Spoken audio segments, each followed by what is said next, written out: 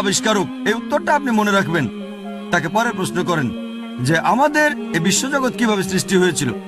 সে আপনাকে বলবে যে বিজ্ঞান উন্নত হওয়ার পরে এখন আমরা জানতে পেরেছি যে আমাদের বিশ্বজগৎ এটা প্রথমে ছিল ছোট একটা বিন্দু, তারপরে একটা বিস্ফোরণ হলো, সবকিছু আলাদা হয়ে গেল এবং সৃষ্টি হলো গ্যালাক্সি, নক্ষত্র, সূর্য, চাঁদ, আরো বিভিন্ন গ্রহ। এটা কবে জানতে পেরেছি? সে আপনাকে বলবে এটা 1973 সালের কথা। একদল বিজ্ঞানী তারা বলেন বিগ ব্যাং এর মাধ্যমে বিশ্বজগৎ সৃষ্টি হয়েছে।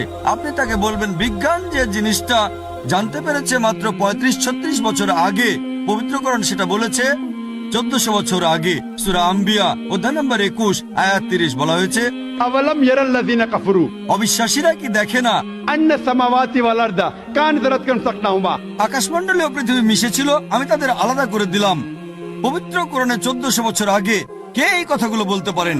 সে নাস্তিক হয়তো বলবে এটা হঠাৎ করে মিলে গেছে। তর্ক করবেন না, বলে যান।